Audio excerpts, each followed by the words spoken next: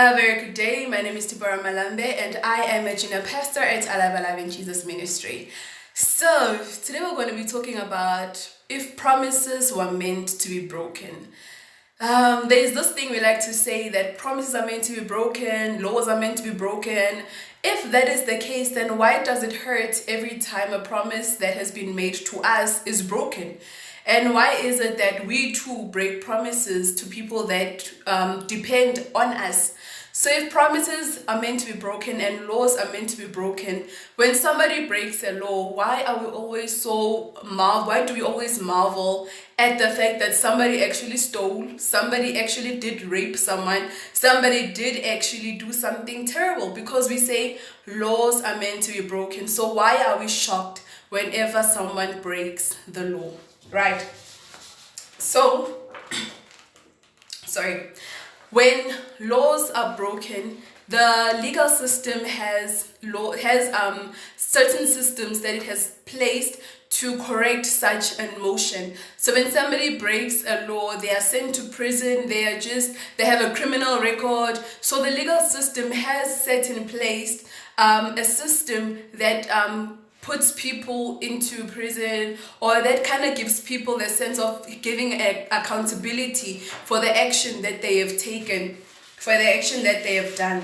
Also, the legal system gives people the right to sue someone if they do not live up to the promises that they have made. So if you are someone who is engaged or someone who was engaged, the law does give you the right to sue the person who actually proposed to you and decided to break off the engagement. So also as well, you are also allowed to sue companies that do false marketing, false advertising. So if a company is going to promote a certain product that it does something, but then that product actually doesn't do any of the things that has been said it does, then people have the right to go and sue that company for lack of integrity. So when promises are broken, it is a very, very terrible thing. Because our Bibles it's also a book full of promises that God makes to us. From the book of Genesis all the way to the book of Revelation, it is full of promises that God has made to his servants, a promise that God has made to generations to come out of the nation of Israel. It's a whole group of promises that God has made to us, right? So if we are to say promises are meant to be broken, that means that everything God has said from the book of Genesis all the way to Revelation is redundant, irrelevant. It makes no use. It's of no use in our lives. That also means that the promises that God has made to us in Isaiah 53 verse 5, that by the stripes of Jesus Christ we are healed, that promise is redundant, because if promises were meant to be broken, that would mean that promise is irrelevant, redundant, useless. If promises were meant to be broken, that means we should also forget about the promise that God made us about healing, about provision, about protection, about every other thing that God said that he's going to do to us, about generational blessings. If promises were meant to be broken, that means we should just forget about all those promises that God made us. But the thing is, we can't forget about promises. We can't do that, because we cannot forget about the promises that God made us because of the testimonies presented after those blessings. We cannot forget about God's promises because of the testimonies that came to pass in manifestation of those promises. So because of the testimonies, we always have to remember that testimonies bring hope.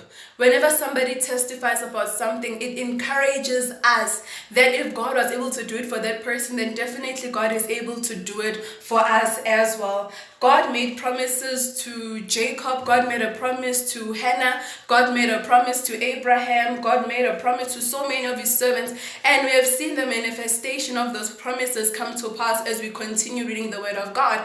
God also made promises of discipline to David, to King Nebuchadnezzar, and to Pharaoh as well. So God can also make promises to discipline us if siphuma endleleni. Okay, so unlike all other religions, Christianity, all we have, guys, is faith.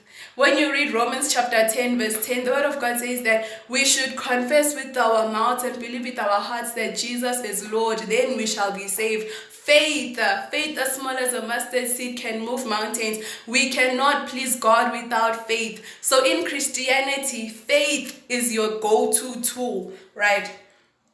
And so faith, we also have faith in the promises that God said in the book of John 3 verse 16, that for God so loved the world that he gave his only begotten Son, that whomsoever believes in him should not perish but have everlasting life. Faith is a promise we have. Faith also we have in the book of Psalm 23. We also have faith in the promise that God said he is the Lord is our shepherd, Therefore, if promises were meant to be broken, we wouldn't have testimonies. But today we have testimonies based on Psalm 23, testimonies based on John 3 verse 16, testimonies based on Deuteronomy 28, both the blessings and the curses, if you fall anyway along those lines. But we do have testimonies about promises. So if God promises us rapture, and God promises us the second coming of Jesus Christ, and God promises us all the scary things mentioned in the book of Revelation,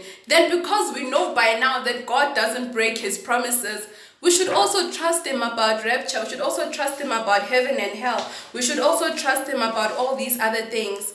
So today I would like to encourage everybody watching this video today that God doesn't break his promises. So if the world is going to say promises are meant to be broken, just trust and believe that Jehovah Jireh, Jehovah Shammah, Jehovah Tsidkenu, Jehovah does not break his promises. So have a blessed day and trust in the promises that God has made to you.